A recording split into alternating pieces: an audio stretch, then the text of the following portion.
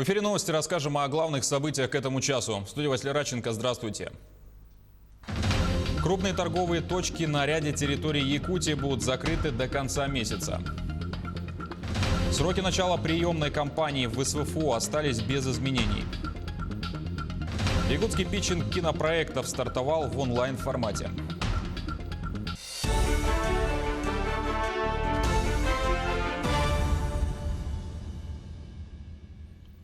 5 больных коронавирусом выявили за минувшие сутки в Якутии. Об этом в ходе ежедневного брифинга рассказал глава региона. Айсан Николаев отметил, что эпидобстановка остается напряженной. Один случай в Вилюйске из числа тех же контактных лиц, один новый случай в Алдане и 3 заболевших в Якутске. Если 2 из них это как раз, опять же, в рамках продолжения того заражения, которое было у людей ранее, то есть это семейные пары уже так, жены заболели у мужей, то вот 3-й случай, он вызывает у нас самые большие опасения. Это жительница города Якутска, которой 82 года. Сейчас она с пневмонией поступила, и ее состояние достаточно тяжелое. Так? И врачи сейчас борются за ее жизнь. Это говорит о том, что вот как раз то, о чем мы всегда говорили, о том, что болезнь наиболее тяжело проходит для старшего поколения, для пожилых людей, оно как раз у нас и сегодня реализуется. Сегодня вот по республике из 116 случаев 2 тяжелых, и оба как раз вот у пожилых людей. Оба жительницы Якутска, одной 65, другой вот 82 года. Дополнительную бригаду медработников и специалистов Роспотребнадзора направили на Чаиндинское месторождение в Ленском районе Якутии. В региональном Минздраве сообщили, что они прибудут по договоренности с компанией «Сагаз». Также по поручению правительства Якутии вылетела бригада медработников из 5 врачей и 5 фельдшеров. Они будут наблюдать за контактными больными и выявлять заболевания. Медперсонал обеспечен необходимыми средствами индивидуальной защиты. В Ленской центральной районной больнице развернуто дополнительно 59 койко-мест. По плану лечения больных коронавирусом будет развернуто на месте в вахтовом поселке. 36 человек прилетело с «Газпрома» медиков, 10 человек отсюда Минздрав отправил, 7 человек Роспотребнадзор. И сегодня ситуация уже четко под контролем, выстроена система фильтрации, система работы на местах. Сегодня, завтра, послезавтра принято решение руководством «Газпрома». По нашей просьбе у всех работников Чаиндинского месторождения будут забраны анализы, потом они будут уже отработаны в Москве и в Санкт-Петербурге в лабораториях. До конца недели мы будем четко понимать, сколько человек у нас по Чаинде больных. Все-таки ситуация пока вызывает осторожный оптимизм, потому что вовремя принятые вот по нашей просьбе решения по изоляции больных, по разделению потоков, по карантину, они все-таки позволяют надеяться, что число больных все-таки не будет очень большим. Кроме того, крупные предприятия торговли приостанавливают работу до 30 апреля. Это касается точек в Якутске, Жатае, Нижнем Бестяхе, в Ленском, Мирнинском, Алданском районах и в поселке Тикси. Соответствующий указ подписал глава Якутии. В этих населенных пунктах до 30 апреля будут работать предприятия торговли продуктами питания и непродовольственными товарами первой необходимости, а также отдельно стоящие специализированные стационарные объекты торговли площадью не более 1000 квадратных метров. Кроме того, глава подписал еще один указ о поддержке предпринимателей. Вчера в рамках дальнейшей поддержки малого и среднего бизнеса разработан и сегодня вот подписан указ по дальнейшей поддержке малого бизнеса, которым предусматривается ряд мер по субсидированию и процентных ставок, по субсидированию арендных платежей малого бизнеса и по поддержке тех индивидуальных предпринимателей, которые сегодня являются многодетными, одинокими матерями. Такие меры поддержки тоже будут оказываться. Поэтому просьба вот как раз представителя малого бизнеса в этой части новые положения указа изучить и уже отрабатывать все эти вопросы с Министерством предпринимательства нашей республики. Напомню, что за минувшие сутки новые случаи выявления коронавируса зафиксированы в Алдане. Подробнее об эпидобстановке в городе узнаем с места событий. Я передаю слово нашему корреспонденту Руслану Павлову. В Алдане +1 случай коронавируса за последние сутки. Он подтвержден. И более подробнее главный санитарный врач по Алданскому району Алексей Селюдин. Действительно, у нас сегодня прибавился один подтвержденный лабораторный случай коронавирусной инфекции. Этот человек ранее не находился на изоляции, круг его контактов устанавливается. Необходимые пробы мы уже отобрали, они направлены в Якутск для лабораторной диагностики. Лица в зависимости от близости контактов будут изолированы либо в условиях обсерватора, либо будут помещены на самоизоляцию с выдачей соответствующего постановления. Алексей Викторович, ну такая вот сдержанная динамика у нас пошла последние несколько дней. О чем это говорит? Что мы все-таки держим под контролем эту вещь? На сегодняшний день, да, контроль у нас все-таки имеет место быть. И первая волна, скажем так, у нас прошла. И вторая волна, то есть поэтому у нас как бы немножечко затишье. Вторую волну мы ожидаем. И все лица, которые должны быть под присмотром, они сейчас подконтрольные. И места их расположения, и где, скажем, строгость этой изоляции также нами контролируется. Ну, будем надеяться, что такая динамика сохранится. Мы следим за развитием событий.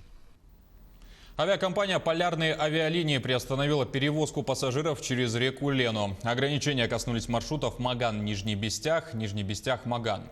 Приостановка продлится до конца месяца. Отмечается, что решение принято для недопущения распространения коронавирусной инфекции в регионе. Ранее наш телеканал передавал, что в Якутии приостановлены перевозки судами на воздушной подушке на реках Алдан и Лена. Нужно сделать все, чтобы сгладить пик пандемии. Такое заявление сделал президент Владимир Путин на совещании по вопросу о санитарно-эпидемиологической обстановке, которое прошло в режиме видеоконференции. Как говорят специалисты, то есть вы и ваши коллеги, пик заболеваемости еще впереди. И теперь нам нужно сделать все, чтобы сгладить этот пик, сократить срок прохождения через так называемое плато, когда фиксируется наибольшее число новых заражений.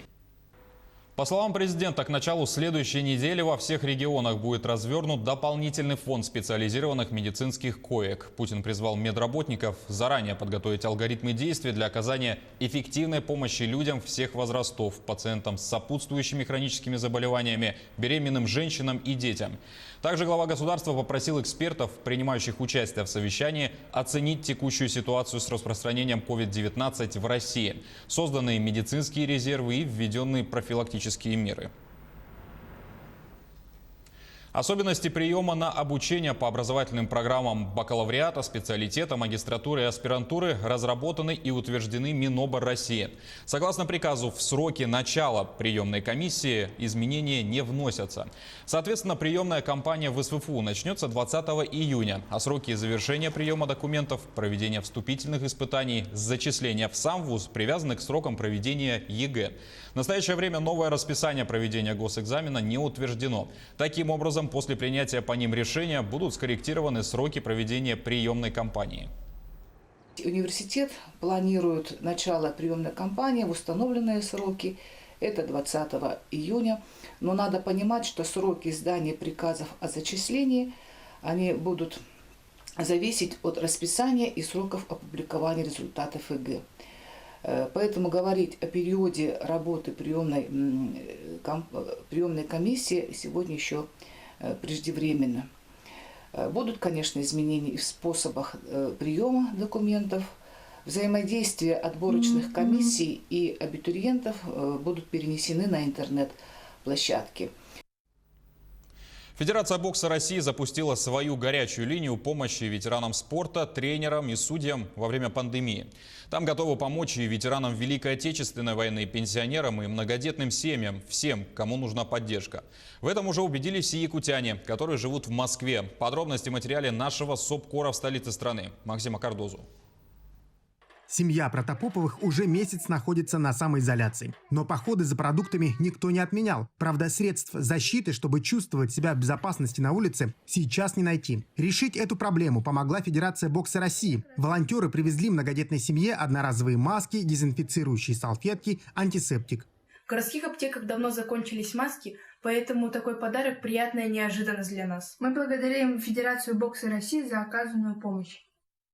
Бокс помогает, коронавирус побеждает.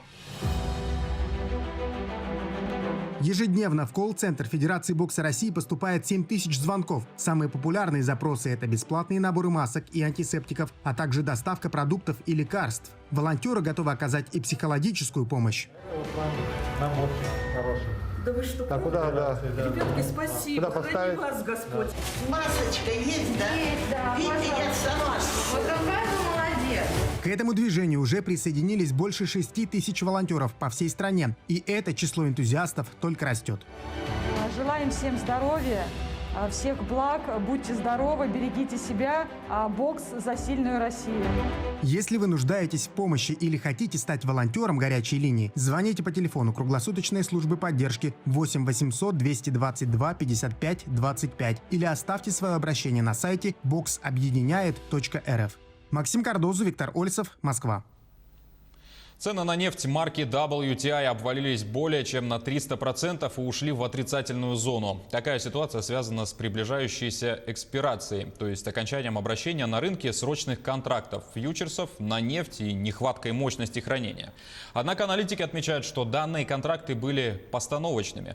Обычно перед истечением срока контрактов страховые компании выкупают ранее проданные. Но сейчас добывающие компании, которые продали фьючерсы в целях снижения рисков, не стали их покупать обратно и готовы поставить сырье по любой цене, поскольку хранилища переполнены, а доход от продажи они получают за счет того, что вовремя продали фьючерс.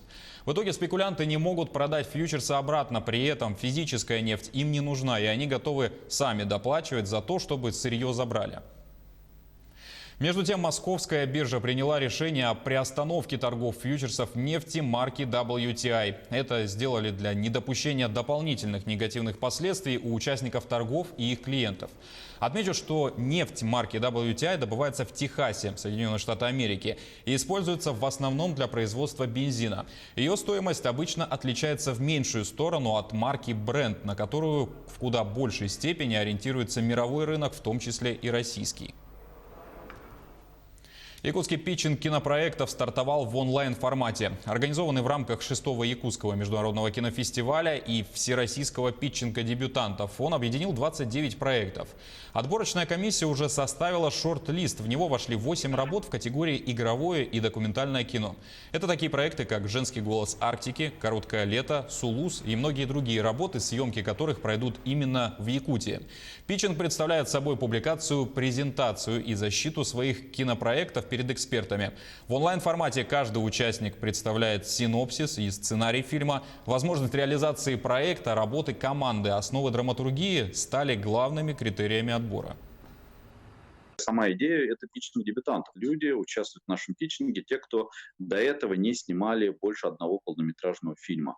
Поэтому мы знаем, что якутский кинематограф развивается, очень много кино снимается, но все-таки те режиссеры, которые уже с большим успехом представляют ваш регион на международных, на российских кинофестивалях, они в нашем питчинге не имеют права участвовать согласно регламенту. А здесь представлены короткометражные фильмы, документальные фильмы и полнометражные фильмы.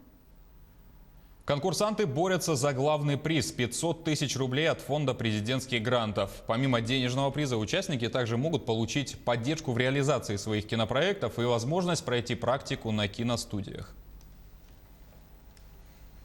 Это были все главные новости. До встречи в следующем часе.